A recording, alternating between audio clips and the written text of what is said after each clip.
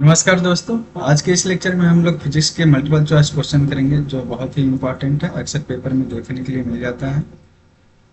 तो ये मेरे चैनल का नाम है MSR GK GS। आप लोग इसको सब्सक्राइब कर लीजिएगा और जो भी लेटेस्ट वीडियोज होंगे वो आपको मिलती रहेंगे।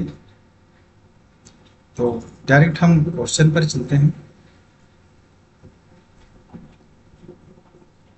जैसे कि आप इस पहले क्वेश्चन में देख रहे हैं, if a ship move from fresh water into sea water it will. यदि एक जहाज मीठे पानी से समुद्री जल में चला जाता है तो वह क्या होता है उसमें। हमें एक चीज पता है कि फ्रेश वाटर की डेंसिटी 1000 किलोग्राम पर मीटर क्यूब है। मान लीजिए ये है किलोग्राम पर मीटर क्यूब। तो उसकी जो होगी आपकी, ये 1000 से क्या होगी, ज़्यादा होगी सी वाटर की। ठीक है, थोड़ी। तो उसमें क्या होता है, जो आपकी जहाज होती है थोड़ी सी ऊपर की तरफ उठ जाएगी। ठीक है, तो इसमें जो आपका करेक्ट आंसर है वो है राइज अ लिटिल हायर, थोड़ा ऊपर उठेगा।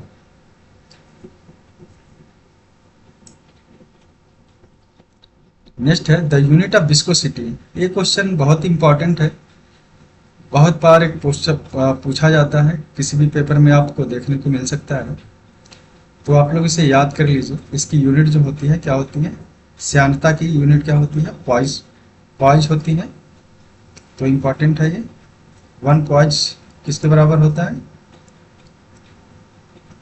आपका जो 1 पॉइज है 0.1 पास्कल सेकेंड होता है। ठीक है, या आप ऐसे कह सकते हैं, इसे जब चेंज करेंगे आप, तो जैसे न्यूटन होता है तो इसको डाइन लिखते हैं। ठीक है, सीजीएस में अगर करते हैं तब की बात कर रहे हैं, तो क्या हो जाएगा 1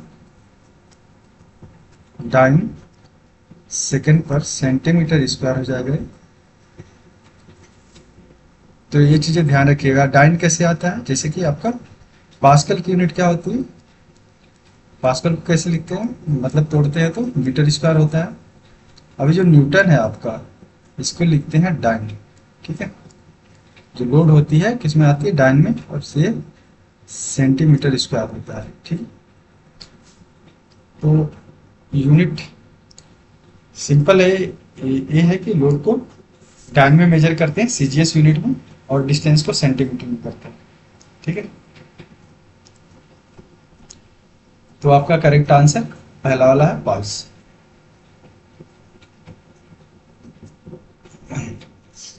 नेक्स्ट है आपका 3, scientist associated with the flotation is. जिस साइंटिस्ट ने तैरने के जो नियम है, फ्लोटेशन का कोई चीज अगर तैर रही है उसकी नियम को अगर किसी ने डिफाइन किया है तो उनका नाम पूछ रहा है, इसमें से कौन है। तो आप यहाँ देख रहे हैं न्यूटन है। न्यूटन ने तो अपन लोग की जिंदगी को तहस नहस कर रखा है। बाकी लुइस पास्चर है, इनका तो शायद मेडिकल से जुड़ा हुआ है कुछ। ठीक है, ये तो दोनों ही नहीं है। आपकी आर्किमेडीज साहब है, इन्होंने दिया था रोटेशन का प्रिंसिपल सारा। ठीक है, तो इसको आप लोगों ने हाई स्कूल की बुक में भी पढ़ी है, तो डिफिनेशन एक बार देख लीजिएगा, इंपॉर्टेंट है।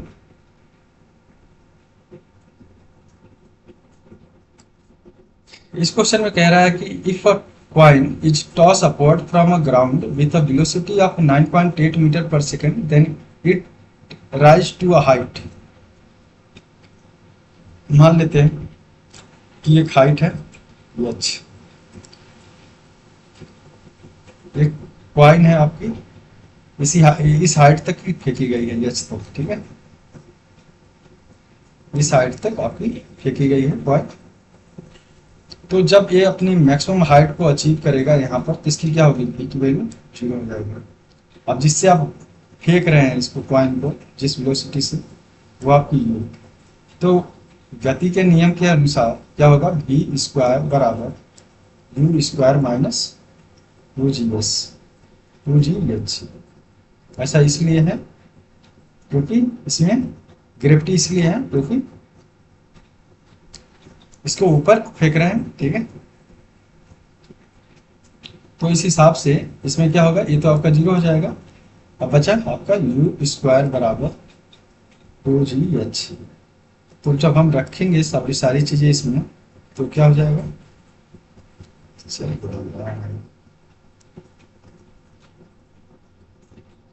तो हो जाएगा आपका ए, आपकी यू की वैल्यू ए दे रखा है यहाँ पे, यू बराबर 9.8 का स्क्वायर बराबर 9.881 होता है, लेकिन 9.8 लिखे, इसे सॉल्व करने में आपका आसानी रहेगा। तो अब इसको काटते हैं, फिर इसको, फिर जो आपका एक 9.8 होगा उससे काटेंगे तो क्या हो जाएगा 4.9 मीटर, इसके बराबर होगा एच के बराबर, तो आपका आंसर हो जाएगा 4.9। अब ये है अगला question, frequency of sound wave in Audible range. Sound wave की जो फ्रीक्वेंसी होती है, जो ऑडिबल रेंज होती है, वो क्या होती है आपकी 20 हर्ट्ज से लेकर के 20 किलो हर्ट्ज तक होती है। ठीक है, इसमें क्या होता है, टाइप ऑफ जो साउंड वेव होती है वो होती है, पहली इंफ्रासोनिक होती है, इंफ्रासोनिक, दूसरा होती है इसकी ऑडिबल, ऑडिबल, ठीक है, तीसरा जो होता है आपका अल्ट्रासोनिक होती है, अल्ट्रा सॉनिक। अब क्या होता है, अल्ट्रासोनिक में आपका फ्रीक्वेंसी 20 किलो हर्ट्ज से क्या होगी, ज़्यादा होगी। ठीक है, इसमें आपका 20 हर्ट्ज से लेकर के क्या होगा 20 किलो हर्ट्ज होगा, और इंफ्रासोनिक में आपका कितने से कम होगा, 20 हर्ट्ज से भी कम होता है फ्रीक्वेंसी। तो ध्यान रखिएगा, तो ऑडिबल रेंज में आपका क्या होगा, ये वाला होगा। नेक्स्ट है angular speed of a whirlwind in a tornado toward the center। भवंडर के केंद्र की ओर भंवर की कोणीय गति पूछ रहा है। तो जब भंवर बनती है, जैसे एक सेंटर होता है, ठीक है, ऐसे ऐसे, तो सेंटर की ओर क्या होती है, उसकी वेलोसिटी ज्यादा होती है। ठीक है, जो कोणीय वेग होगा आपका क्या होगा, ज्यादा होता है, क्योंकि यहाँ पर क्या होता है, रेडियस कम होता है, आर है, जैसे कि बढ़ते रहेंगे तो रेडियस बढ़ता रहेगा, बिल्कुल विद्युत की तरह। ठीक है, तो क्या होता है, कोणीय गति बढ़ती है। अब हम नेक्स्ट पे चलते हैं। नेक्स्ट क्वेश्चन क्या कह रहा है, velocity of sound in air, velocity of sound in air, ये बैकवर्ड नहीं है, एयर की बात कर रहा है। हवा में ध्वनि का वेग, हवा में ध्वनि का वेग क्या होगा आपका, ये होता है 330 मीटर पर सेकंड की स्पीड होती है। ठीक है, लेकिन ये तो हवा में है, ध्वनि क्या है, इसको ट्रेवल करने के लिए आपको मीडियम की जरूरत पड़ती है, जैसे कोई मटेरियल हो, उसको जल चाहिए या हवा चाहिए ट्रेवल करने के लिए। ठीक है, तो इसकी जो गति होती है क्या होती है, 330 मीटर पर सेकंड होती है। लेकिन जब भी आप वैक्यूम की बात करते हैं, निर्वात की,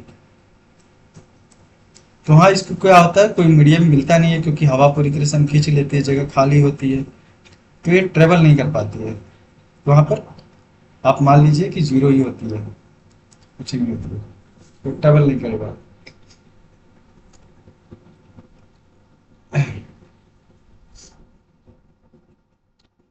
नेक्स्ट है, पूछ रहा है कि ध्वनि है, ध्वनि क्या है, पूछ रहा है ध्वनि क्या, साउंड क्या है, साउंड क्या होती है, इसको मीडियम की जरूरत पड़ती है। ठीक है, तो मीडियम के जो पार्टिकल होते हैं, या एयर्स में जो पार्टिकल्स हों, जो इस वेव को कैरी करते हैं, ठीक है, तो क्या करते हैं, आगे पीछे जो होता है वाइब्रेशन करते हैं। ठीक है, इसलिए इसे क्या क्या बोलते हैं, लैंगिट्यूडनल, लॉन्गिट्यूडनल बोलते हैं, ठीक है। और इसको मीडियम की जरूरत पड़ती है, मीडियम में मटेरियल्स हो सकते हैं, तो इसे क्या बोलते हैं, लॉन्गिट्यूडनल मैकेनिकल वेव कहते हैं, ठीक है। तो ध्यान रखिए साउंड वेव क्या है, लॉन्गिट्यूडनल मैकेनिकल वेव। अगर इसी की जगह पर अगर लाइट की बात कर लेता तो लाइट क्या होती है, ट्रांसफर वेव होती है, वो लॉन्गिट्यूडनल नहीं होती है। साउंड ही केवल लॉन्गिट्यूडनल होती है, लाइट आपको ट्रांसफर होती है, या परपेंडिकुलर कह सकते हैं लाइट वेव। अभी हम लोगों ने रेंज देखी थी साउंड वेव की, तो यहाँ पर अल्ट्रासाउंड का पूछ रहा है। तो अल्ट्रासाउंड का अभी हमने रीड किया था, क्या होता है, 20 किलो हर्ट्ज से क्या होता है, फ्रीक्वेंसी ज़्यादा होती है तो वो अल्ट्रासोनिक वेव होती है। जैसे यहाँ लिखा 20 किलो हर्ट्ज से अधिक। नेक्स्ट में आपका है इंफ्रासोनिक वेव हाइजिट्स फ्रीक्वेंसी। तो इंफ्रासोनिक तरंग की आवृत्ति कितनी होगी, तो उसमें क्या होगा, 20 हर्ट्ज से क्या होता है, कम होता है, ठीक है।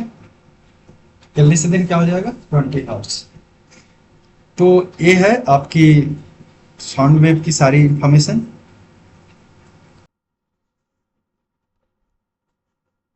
तो दोस्तों अब नेक्स्ट क्वेश्चन 11 नंबर है, इसमें लिखा है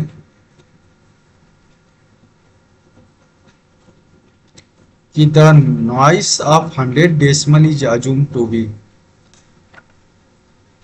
100 डीबी का शोर को माना जाता है। क्या माना जाता है, ये माना जाता है कि ये जो 100 डीबी की नॉइस है, मतलब नॉइस है, ये जो प्रोड्यूस होगी तो ये मशीनों से होती है, मशीन शॉप से होती है। तो ये जो होती है थोड़ी डेंजरस होती है, जिससे सर दर्द, स्ट्रेस डेवलप होते हैं अब इंसान के अंदर।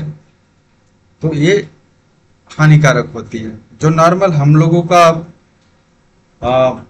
रेंज है बातचीत करने का, तो आप ये कह सकते हैं कि, एक मिनट इसको हम लॉक कर लेंगे।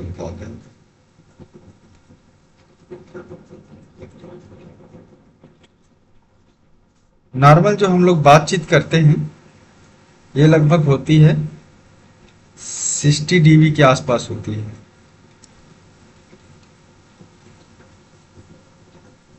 नॉइज जो होती है, हाँ 60 डीबी के आसपास होती है।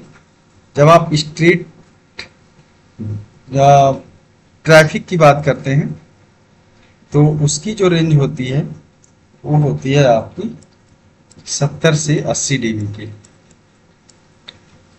तो ये चीजें होती हैं। तो इसमें जो आपका करेक्ट आंसर है वो है 4th number, a noise produced by machine of a shop and listen at another never places। Next है the focal length of convex lens is. तो फोकल लेंथ होती है कन्वेक्स लेंस की, क्या होती है, shorter for red light than blue. इसमें क्या होता है, जो फोकल लेंथ होती है वो मैक्सिमम होती है आपकी, मैक्सिमम होती है येलो लाइट के लिए, फिर ये आपका रेड है, और ब्लू लाइट की कम होती है क्योंकि ये लाइट क्या होती है, बेंड हो जाती है। इसलिए आपका करेक्ट आंसर क्या है, शार्टर फॉर, हाँ ये वाला सेकंड वाला है, shorter for blue light than red.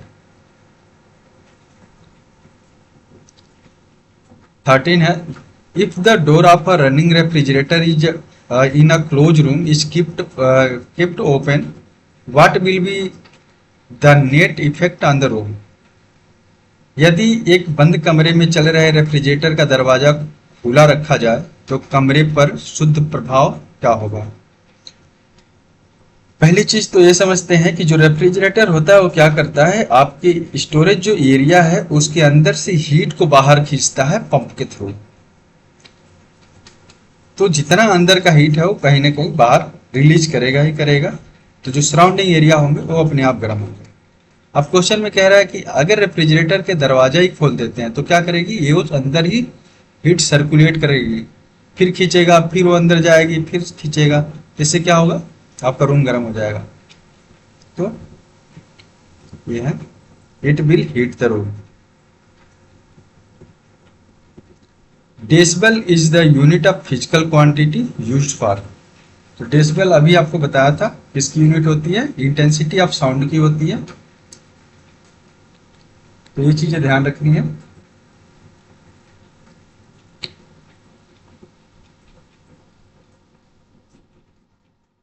Next है आपका alpha particle carries two positive charges, its mass is very nearly equal to. तो अल्फा पार्टिकल्स में क्या होते हैं, आपके दो प्रोटॉन्स होते हैं, दो न्यूट्रॉन्स होते हैं, 2p प्लस 2n। ठीक है, तो आपका करेक्ट आंसर क्या है, the sum of masses of two proton in two neutron. दो प्रोटॉन और दो न्यूट्रॉनों के द्रव्यमान का योग होता है। Sonar is use frequently use bye.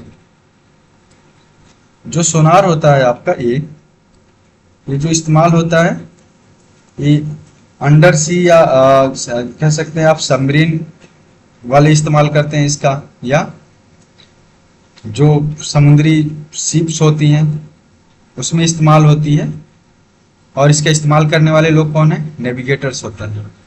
ठीक है,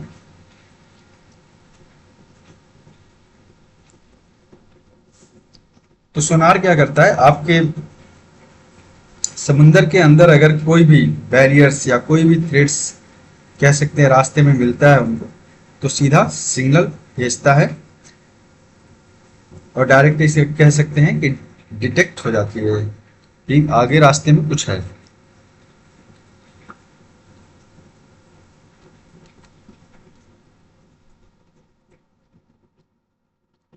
नेक्स्ट क्वेश्चन है, the pitch frequency of a siren of coming train appear to be increasing because of. जैसे कह रहे हैं कि आने वाली ट्रेन की सायरन की पिच बढ़ती हुई दिखाई देती है, ऐसा क्यों है। तो ऐसा इसलिए है क्योंकि क्या होता है, सोर्स और लिसनर के बीच में फ्रीक्वेंसी क्या होती है, चेंज होती रहती है। और ये जो कॉन्सेप्ट है इसको कह सकते हैं कि ये जो है डॉपलर, ये जो इफेक्ट है इसे कह सकते हैं आप, ये डॉपलर इफेक्ट है। ठीक है, या ये कहें कि डॉपलर इफेक्ट ही कहता है कि सोर्स और लिसनर के बीच में क्या होता है, जो फ्रीक्वेंसी चेंज होती है उसे ही डॉपलर इफेक्ट कहते हैं।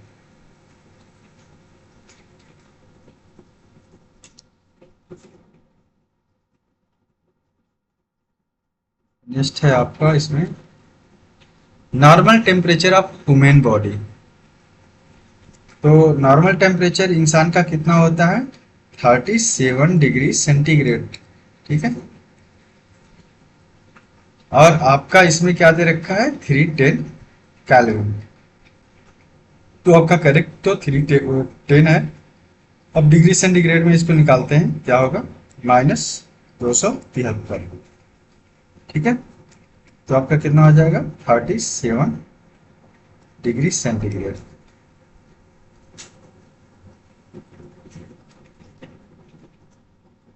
नेक्स्ट है, when a ball drop onto the floor it bounce, why does it bounce। कह रहा है कि जब एक गेंद फर्श पर गिरती है तो वो उछलती है, यह क्यों उछलती है, रीजन पूछ रहा है। तो जब भी हम बॉल को फर्श पर गिराते हैं तो क्या होता है, एक आप कह सकते हैं कि इम्पैक्ट फोर्स बॉल पर लगता है, जिसकी वजह से क्या होता है, बाउंस करती है वो। The floor exert a force on a ball during the impact. जैसे वो इम्पैक्ट करेगा उसके ऊपर क्या होगा, एक फोर्स लगेगा जिससे वो क्या करेगी, बाउंस कर जाती है। तो आपका करेक्ट आंसर दूसरा वाला है। नेक्स्ट है the lowest possible temperature. Lowest possible temperature आपका कितना हो सकता है? -273 डिग्री सेंटीग्रेड। ये याद रखना है, -273 degree centigrade lowest possible temperature हो सकता है।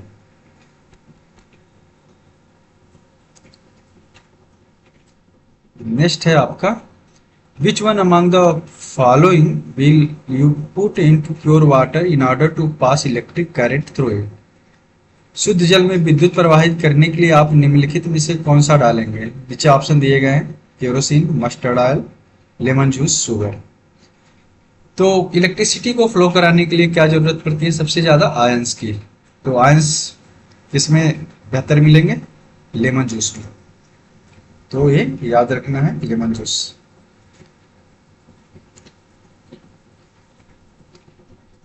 नेक्स्ट है the temperature at which both Fahrenheit and centigrade scale have same value. तो वह तापमान जिस पर फ़ारेनहाइट और सेल्सियस दोनों पैमानों का मान समान होता है, तो टेम्परेचर जो है आपका -40 डिग्री सेंटीग्रेड है। और इसको निकालने के लिए जो फार्मूला है क्या है? 9/5C+32। आप यहाँ से इसको निकाल सकते हैं। ये रिलेशन है, आप इसे डिग्री सेंटीग्रेड में निकालिए, ठीक है, या फ़ारेनहाइट में निकालिए, सब आ जाएगा। नेक्स्ट है आपका रिफ्रैक्शन टेलीस्कोप कंसिस्ट ऑफ। तो आपका रिफ्रैक्शन टेलीस्कोप में क्या होता है? दो कनकेव दो convex lenses of unequal focal length. असमान फोकल लंबाई के दो उत्तल लेंस होते हैं। ये रिफ्रैक्शन टेलीस्कोप में जो होता है क्या होता है? दो असमान फोकल लेंथ के उत्तल लेंस होते हैं। तो ये ध्यान रखना है। नेक्स्ट है which of following is the best conductor of heat. निम्नलिखित में से कौन सा ताप का सर्वश्रेष्ठ सुचालक है? तो अगर बेस्ट हीट कंडक्टर की बात करते हैं, जैसे कि अगर हम बॉडी का टेम्परेचर मेजर करते हैं, जो थर्मामीटर होता है पारा वाला, उसमें क्या होता है, जैसे हम दबाते हैं तो टेम्परेचर मतलब पारा भागने लगता है। जब पारा भागता है तो इससे हम क्या करते हैं, रीडिंग को मेजर करते हैं कि कितना बड़ा है आगे, ठीक है। तो जो बेस्ट कंडक्टर है हीट का, वो क्या होगा आपका? पारा ही होगा, मरकरी। नेक्स्ट है garments keep us warm in winter session because they. कपड़े हमें सर्दियों में गर्म रखते हैं क्योंकि वे क्या करते हैं, हमारी बॉडी से जो हीट होती है वो बाहर जाने से रोकती है। तो आपका करेक्ट आंसर क्या है? फोर्थ है prevent heat of body from going exterior.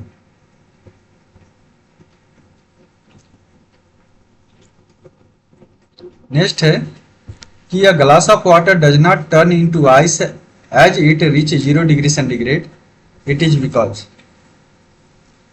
पानी का एक गिलास 0 डिग्री सेंटीग्रेड पर बर्फ में नहीं बदलता, इसलिए क्योंकि रीजन पूछ रहा है कि अगर 0 डिग्री सेंटीग्रेड पर पानी को रखा जाता है तो बर्फ नहीं बनता, ऐसा क्यों है? उसमें रीजन पूछा गया है आपका। तो ऐसा इसलिए होता है क्योंकि कुछ अमाउंट ऑफ हीट क्या होती है, निकल जाती है। तो इसलिए क्या होता है आपका, ये बर्फ नहीं बनता है 0 डिग्री सेंटीग्रेड पर।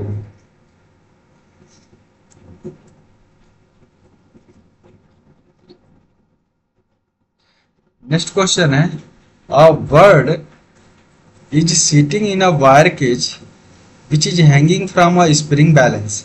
If the bird start flying inside the cage, the reading of spring balance will। तो ये कह रहे हैं कि एक पक्षी एक तार के पिंजरे में बैठा है जो एक स्प्रिंग संतुलन से लटका हुआ है। यदि पक्षी पिंजरे के अंदर उड़ने लगे तो स्प्रिंग संतुलन की रीडिंग में क्या होगा? अगर आपका पंछी पिंजरे में है और स्प्रिंग लोडेड है तो पक्षी अगर उड़ता है तो उसकी रीडिंग में क्या होगा, कोई चेंजेस नहीं होंगे। तो क्या होगा करेक्ट आंसर, रिमेन अनचेंज, क्योंकि वो हाईली सेंसिटिव नहीं होगा ना, स्प्रिंग लोड, स्प्रिंग से लगा, स्प्रिंग जोड़ रखा है तो। The SI unit of temperature, SI unit temperature का क्या है, इसको रट्टा मारना है, केल्विन है, not Celsius. The main power supply in India is 220 volt, where that in US is at 110 volt. Which one among the following statement in this regard is correct. तो भारत में मुख्य विद्युत आपूर्ति 220 वोल्ट है, अमेरिका में 110 volt है। इन संबंधों में से निम्नलिखित में से कौन सा सही है। तो जो सबसे जितने वोल्टेज ज़्यादा होता है, इसमें क्या होता है कि जितनी इलेक्ट्रिक डिवाइसें होती है, एक हाई वोल्टेज लो करंट होता है, लो करंट हाई वोल्टेज होती है। तो जितने भी हाई वोल्टेज वाली डिवाइसें होती हैं वो क्या होती है, काफ़ी डेंजरस होती हैं, उसमें आपको करंट लग सकती है, पॉसिबिलिटी ज़्यादा होती है। लेकिन लो वोल्टेज वाली में क्या होती है, कम चांसेस होते हैं। तो इंडिया में क्या है, 220 वोल्ट का जो पूरा सेटअप है वो सस्ता पड़ता है as compare to the 110 volt. तो आपका करेक्ट आंसर जो है वो ये है कि 110 volt is safer but more expensive to maintain. ठीक है, तो करेक्ट आंसर आपका ये वाला। नेक्स्ट है, for a steel boat floating on a lake the weight of water displace bye boat. एक झील पर तैरती हुई स्टील की नाव के लिए नाव द्वारा विस्थापित पानी का वजन किसके बराबर होगा, नाव के वजन के बराबर ही होगा। तो ये आर्किमिडीज का प्रिंसिपल यही बोलता है कि अगर किसी वस्तु को कह सकते हैं कि पानी में अगर डाला जाता है तो क्या करती है, अगर तैरने की कंडीशन में आती है तो अपनी वजन के बराबर पानी को क्या करती है, डिस्प्लेस कर देती है। अब क्या है 31, the torque on the rectangle coil place in uniform magnetic field is a large when. तो क्या हो जाएगा, घुमावों की संख्या बड़ी हो। कह रहा है कि एक समान चुंबकीय क्षेत्र में रखी गई आयताकार कुंडली पर टार्क बड़ा होता है जब, कब बड़ा होगा, जब घुमावों की संख्या क्या हो, ज्यादा हो। नंबर ऑफ टर्न की बात कर रहा है कि अगर वो ज्यादा होगा तो क्या होगा,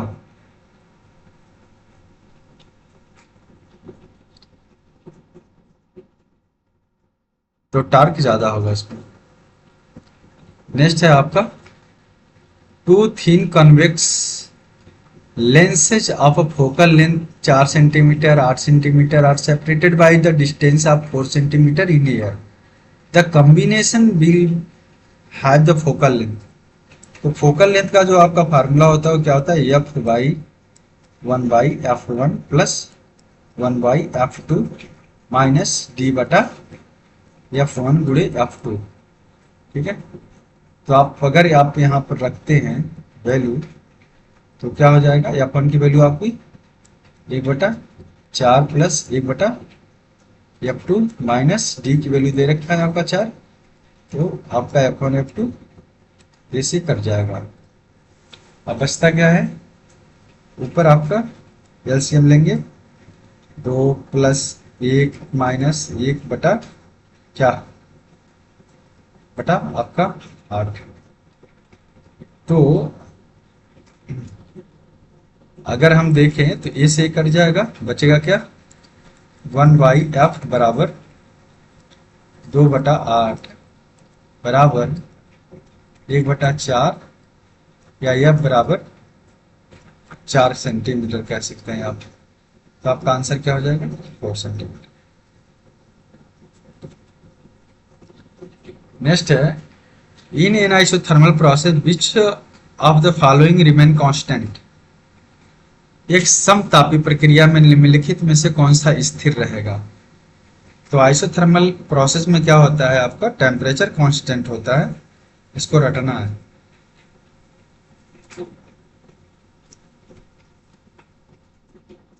अब नेक्स्ट क्वेश्चन उसी से जुड़ा हुआ है कि in an adiabatic process which of the following remain constant.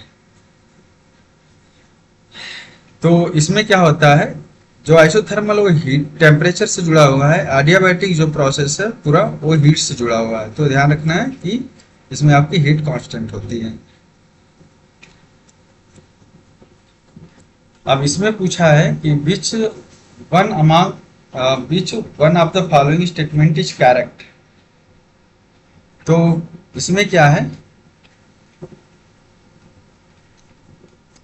आपका जो करेक्ट आंसर है वो है ये है कि proton and neutron reside inside the nucleus of an atom. तो इसमें होते हैं प्रोटॉन और न्यूट्रॉन परमाणु के नाभिक के अंदर रहते हैं।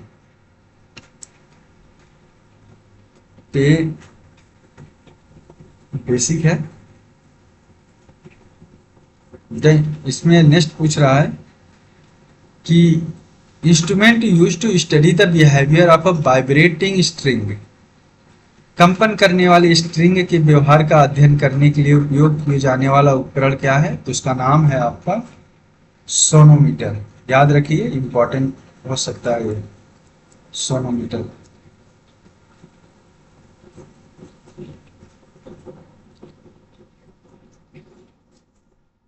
गैस जो होती है उसके पास दो हीट कैपेसिटी होती है। Gas have two specific capacity. Gas की दो विशिष्ट ताप क्षमताएं होती हैं। वो कौन सी होती हैं? जो पहला होता है आपका Cv, दूसरा होता है Cv। अब Cv क्या है? किसी स्पेसिफिक हीट जो होती है एट कांस्टेंट वॉल्यूम और specific heat at constant pressure. तो आपका दोनों होता है। तो इसमें one at constant volume another at constant pressure. Next है आपका the Carnot engine takes heat. Carnot engine का मतलब हीट कहाँ का लेता है? किस पर लेता है? At constant temperature. Carnot engine heat जो है कांस्टेंट टेम्परेचर पर लेता है। ठीक है। नेक्स्ट है ऑटो इंजन टेक्स हीट। अगर हम ऑटो इंजन की बात करते हैं तो ये प्रोसेस होती है इसकी। ठीक है। ये इसका मान लीजिए ये आपका पीवी होता है। ठीक है। तो यहाँ पर ये आपका क्यूएस और ये होता है आपका क्यूआर। तो हीट एडिशन जो होता है इसमें वो कांस्टेंट वॉल्यूम पर होता है और हीट रिजेक्शन भी क्या होता है? कांस्टेंट वॉल्यूम पर होता है। तो ध्यान रखना है कि कांस्टेंट वॉल्यूम पर ये हीट को लेता है। ठीक है। नेक्स्ट है आपका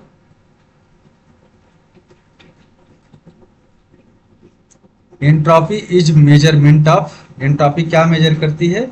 रेंडमनेस को मेजर करती है। Disorder parameter. तो ये मेजर जो करती है इसको रटना है, डिसऑर्डर पैरामीटर या रेंडमनेस। ये सारी यूनिट ऑफ फोर्स। फोर्स की यूनिट पूछ रहा है तो हम लोग को पता है फोर्स का यूनिट क्या होता है? न्यूटन होता है। नेक्स्ट है ratio of velocity of X ray to that of a gamma ray. तो पहली चीज ये तो समझते हैं कि जो एक्स रे और गामा रे है क्या है? इलेक्ट्रोमैग्नेटिक वेव है। और इलेक्ट्रोमैग्नेटिक वेव की जो वेलोसिटी होती है लगभग बराबर होती है। और वो जो वेलोसिटी होती है उसको वेलोसिटी ऑफ लाइट के नाम से जानते हैं। और उसकी वैल्यू क्या होती है? c बराबर 3 × 10⁸ मीटर पर सेकेंड होती है।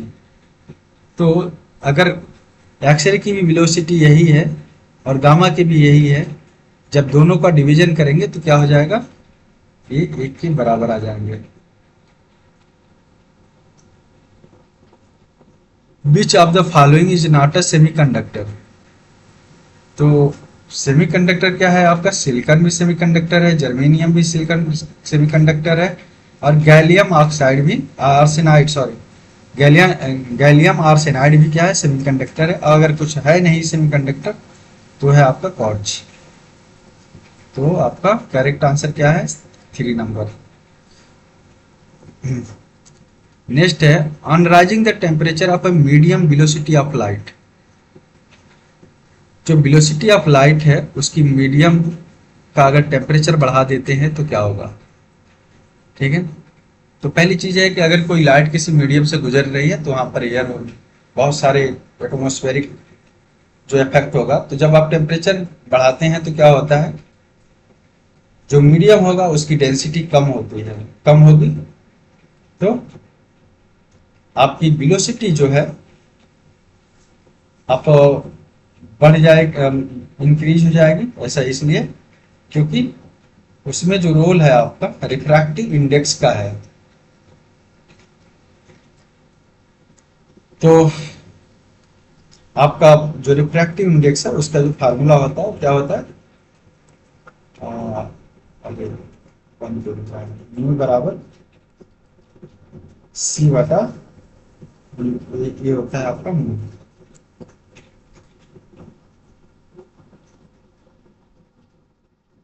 नेक्स्ट है, विच one of the following pair of रे is electromagnetic in nature.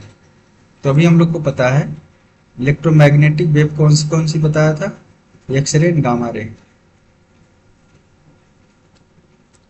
Next है, the magnetic line of force due to a bar magnet. जो इलेक्ट्रोमैग्नेटिक लाइन होती है वो क्या होती है, ये ये क्या होती है, इंटरसेक्ट नहीं करती हैं। तो इसमें आपका करेक्ट आंसर है फोर्थ वाला, can not intersect at all. तो बिल्कुल भी क्या कर सकती है, इंटरसेक्ट नहीं कर सकती। नेक्स्ट है, व्हेन एक्सरे आर प्रोड्यूस। जब भी एक्सरे प्रोड्यूस होती है तो क्या करती है, हीट को जनरेट करती है जो आपका टारगेटेड एरिया होता है, रीजन होता है। तो इसकी जो सेटअप होता है पूरा उसमें कूलेंट का इस्तेमाल करते हैं। एक्सरे जनरेट होती है, जब हीटिंग होती है तो क्या करता है, ठंडा भी करता रहता है।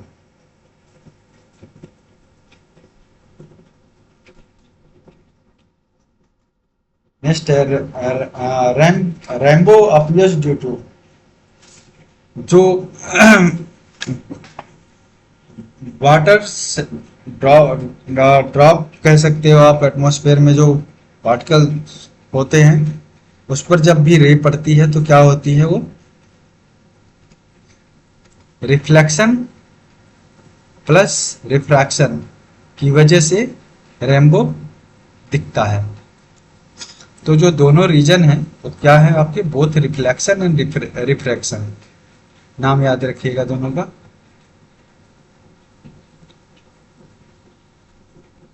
नेक्स्ट है आपका, the radius of curvature of a plane mirror. तो मान लीजिए कोई प्लेन मिरर है, बिल्कुल फ्लैट है, ठीक है, ये पूरा फ्लैट है, तो क्या होगा, इसका रेडियस कर्वेचर क्या होता है, इनफाइनाइट होता है। तो क्या होगा, इनफाइनाइट। नेक्स्ट है आपका, which one of the statement given below is not correct. तो आप देख रहे हैं पहला वाला, vertical line passing through the axis of freely suspended magnet is called the magnetic median. ये आपका क्या है, करेक्ट है। और vertical plane passing through the axis of rotation of earth is called the geographic meridian. ये भी क्या है आपका, करेक्ट है। The angle between magnetic meridian and geographic meridian is called the angle of declination. तो ये भी आपका करेक्ट है। जो सही नहीं है वो क्या है, ये नॉन ऑफ दिस। तो ध्यान रखिए। तो आज के लेक्चर में बस इतना ही क्वेश्चन रखते हैं, नेक्स्ट लेक्चर में हम लोग स्टार्ट करेंगे बाकी के। तो इसमें अभी बहुत सारे क्वेश्चंस हैं, कम से कम मैं टोटल फिजिक्स पर 300 प्लस क्वेश्चन कराने वाला हूँ। तो आप लोग जुड़े रहिए और देखते रहिए, और मोस्ट प्रोबेबली क्वेश्चन इससे मिलेंगे आप लोग को एग्जाम में देखने के लिए। तो आप लोग देखते रहिए। Thank you for watching my video, और चैनल को हमारे लाइक सब्सक्राइब करिए आप लोग। Thank you.